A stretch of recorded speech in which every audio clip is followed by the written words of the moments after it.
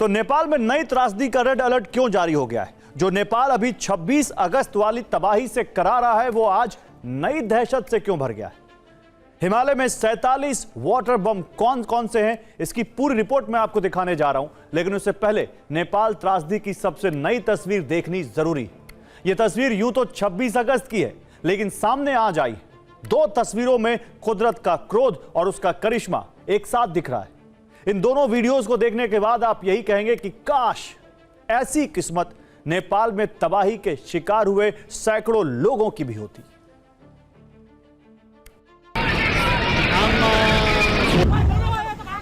Oh my God, भारे कति मान्छे लयो हे प्रभु।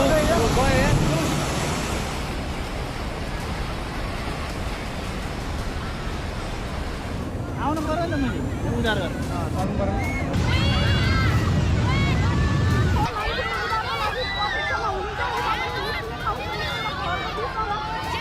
खोलाको सबै वरिपरिबाट खोलाले बाँधिएको थियो।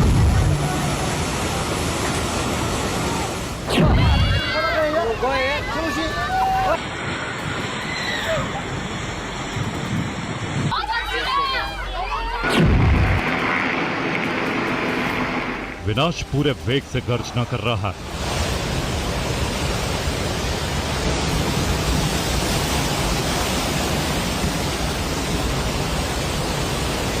बाढ़ की लहरें उफान मार रही।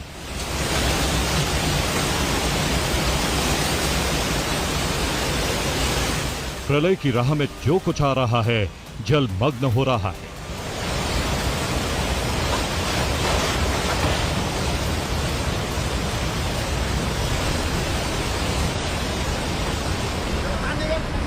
लेकिन हल्के नीले रंग का ये 3 मंजिला मकान सैलाब से संग्राम कर रहा है।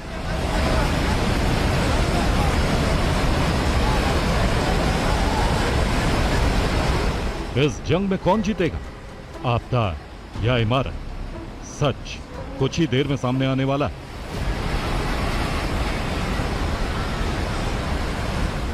आसपास की कई इमारतें टिक नहीं पाई। 70 किलोमीटर की रफ्तार से आई लहरें उन्हें अपने साथ बहा ले गई।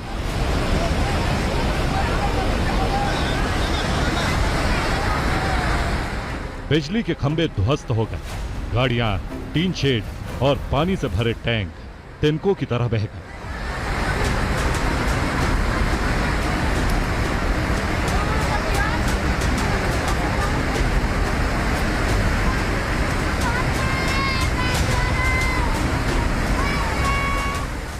विनाश का मलबा 3 मंजिला घर की छतों को छू रहा था। असल में इमारत पर पूरी शक्ति से आक्रमण कर रहा था। बावजूद इसके ये घर ढहा नहीं, बल्कि अड़ा रहा।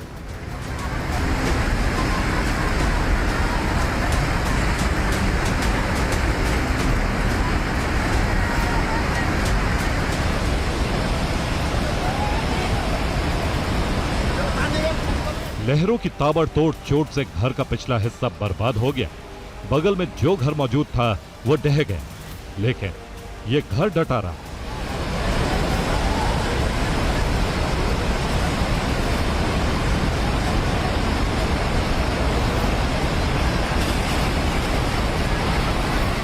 चारों तरफ सब कुछ मिटा देने पर आमदा विनाशकारी लहरें।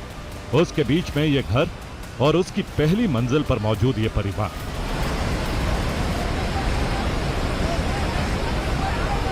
26 अगस्त को यह परिवार कुछ इसी तरह मौत की मझधार में फंसा था। आंखों के सामने जो जल तांडव हो रहा था, उससे बचने की उम्मीद पूरी तरह खत्म हो चुकी थी।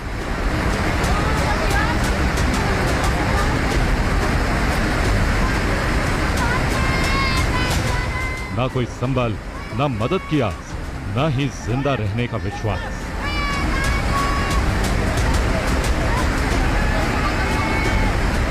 कई जिंदगियों का आधार, सारा दारोमदार इस इमारत, इसकी दीवारों और नींव पर टिका था, जो अपनी समस्त शक्ति से जंग लड़ रहा है विनाश के विरुद्ध।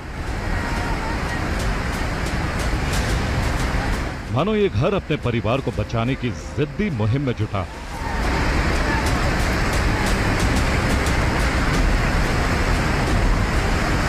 आपदा और इमारत में काफी देर इसी तरह खौफनाक जंग होती रही। अंत में जीत इमारत की हुई।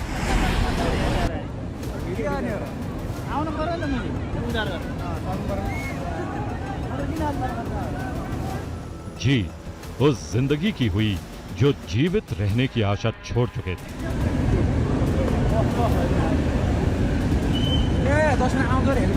तबाही इस इमारत से हारकर आगे बढ़ने पर मजबूर हो।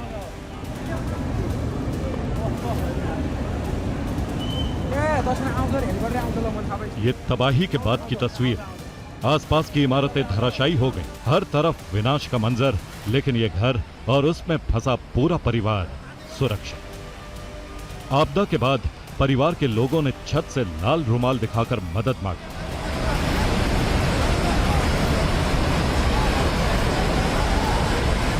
मदद पहुंची और इस तरह एक पूरा परिवार बच गया।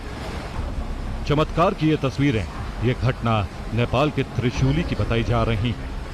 26 अगस्त को इस इलाके में कुदरत का कोप और करिश्मा एक साथ दिखा, लेकिन इससे भी बड़ा सच ये है कि नेपाल के सैकड़ों लोग उतने भाग्यशाली नहीं थे जितना ये परिवार।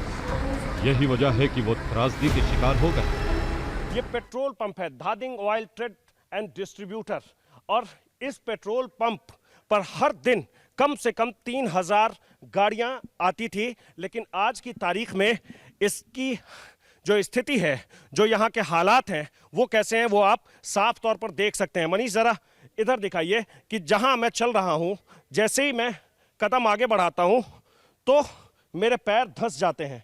आप इस बात से ये समझ सकते हैं कि किस तरीके से मलबा यहाँ आकर के जमा हुआ है, और ये पूरा पेट्रोल पंप अब बर्बाद हो चुका है। आप देख सकते हैं कि पता नहीं कहां से ये फर्नीचर बहकर यहाँ आ गया है। नेपाल तिब्बत सीमा के पास बनी 2 झीलें आंशिक रूप से टूट चुकी।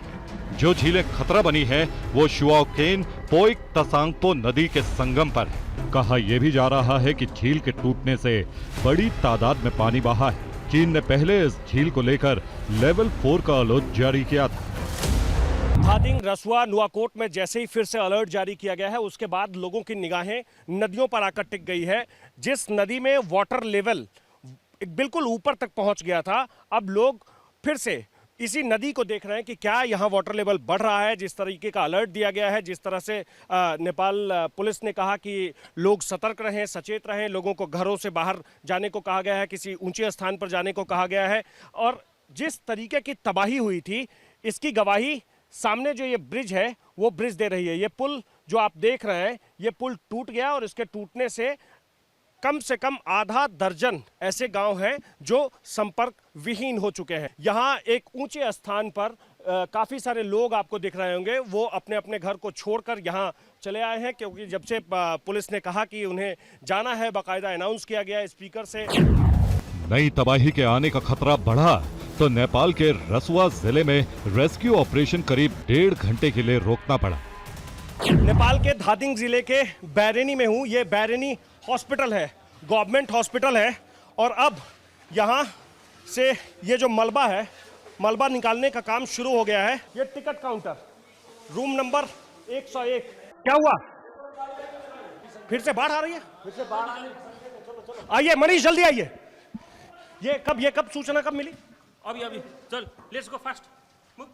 ये अभी सूचना मिली है कि फिर से बाढ़ आ सकती है, और इसी सूचना के बीच हम इस स्थान को छोड़ रहे हैं। मनीष जल्दी आइए। यहाँ जो टीम खड़ी थी, वो टीम और सारे लोग यहाँ से बहुत तेजी से निकलते जा रहे हैं। मनीष तेजी से आइए, चारों तरफ अफरा तफरी का माहौल है, लोग यहाँ से किसी तरीके से निकलना चाहते हैं। नदी के रास्ते में आने वाले गांव खाली कराए जा रहे हैं। लोगों और सुरक्षा कर्मियों को तुरंत सुरक्षित जगहों पर जाने को कहा गया है।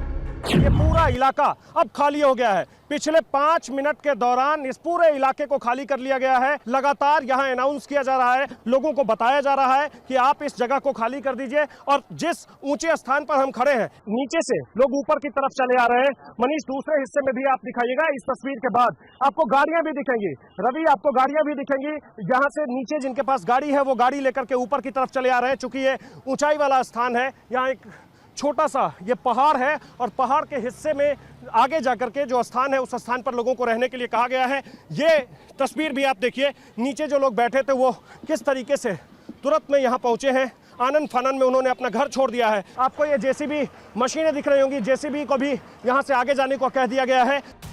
ये चौकसी और तैयारी इसलिए है कि अगर विनाश की नई लहरें आती हैं तो जान माल का नुकसान होने से बचाया जा सके।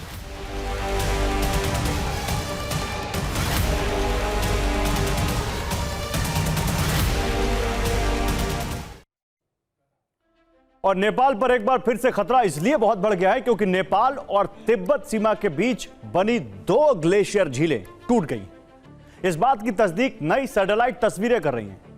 ये जो हम आपको दिखा रहे हैं, ये पहली झील की सैटेलाइट तस्वीर है जिस पर टूटने का खतरा मंडरा रहा है क्योंकि इसमें पानी का दबाव लगातार बढ़ता जा रहा है। यही हाल दूसरी झील का भी है, इसका पानी भी बढ़ रहा है और दबाव की वजह से यह झील भी टूट सकती है। अगर एक साथ 2 ग्लेशियर झीलें टूटी तो 26 अगस्त से भी बड़े और भयानक विनाश के आने की आशंका है। एक ऐसी तबाही जो पूरी दुनिया के लिए एक सदमा साबित हो सकती है। अनुमान है कि यह झील करीब 150 मीटर लंबी है। इसकी गहराई 40 से 50 मीटर तक है। लेकिन सबसे बड़ी चिंता है झील में लगातार बढ़ता पानी। अगले 3 दिनों में इसका पानी 50 लाख क्यूबिक मीटर तक पहुंच सकता है। ऐसी आशंका है कि 1 सितंबर तक पानी का दबाव सबसे ज्यादा होगा। तिब्बत क्षेत्र में 25, नेपाल में 21 और भारत की सीमा में 1 ग्लेशियर झील है। ये सभी 47 ग्लेशियर झीलें अत्यधिक संवेदनशील श्रेणी में रखी गई हैं। ये झीलें पहाड़ों की ऊंचाइयों पर जलाशयों की तरह बनती हैं। इसके बांध सीमेंट या कंक्रीट के नहीं बने होते। मिट्टी, पत्थर, मलबे और बर्फ के जमाव से रुककर झीलें बनती हैं। गर्मी बढ़ने या मूसलाधार बारिश के चलते ये बांध दबाव नहीं झेल पाते। कोई अर्ली वार्निंग टाइम नहीं मिलता। 100 किलोमीटर की रफ्तार से बहाव आता है। ऊपर से तेज बहाव चट्टानों, पेड़ों और पहाड़ों की मिट्टी बहा कर लाता है। मैदानी इलाके में जाते ही बड़ी बड़ी इमारतें पत्तों की तरह ध्वस्त हो जाती हैं। मलबा नदी में जमा होने से नदी का पानी रिहायशी इलाकों में बाढ़ लेकर आता है। इस तस्वीर को देखकर आप बहुत आसानी से ये अंदाज़ा लगा सकते हैं कि हालात किस तरीके के रहे होंगे, किस तरीके का वो मंजर रहा होगा, वो खतरनाक मंजर। अब हालांकि जो सड़क के ऊपर जो दलदल था उसे हटाने की पूरी कोशिश की जा रही है। सामने जो आपको वो गाड़ी दिख रही होगी, जेसीबी है, उसके सहारे कोशिश की जा रही है कि किसी तरीके से उस दलदल को हम हटा दें और उसके बाद इस इलाके को पहले की तरह कर दें। लेकिन दूसरी तरफ सड़क के दूसरे हिस्से में जो तस्वीर आपको दिखेगी वो तस्वीर बताएगी कि इतनी आसानी से सब कुछ नहीं होने वाला है, क्योंकि नेपाल के लोगों के सामने जिस तरीके की चुनौती है, नेपाल के लोगों के सामने जिस तरीके के हालात अभी बने हुए हैं, उस हालात से निकलने में अभी लोगों को बहुत वक्त लग सकता है।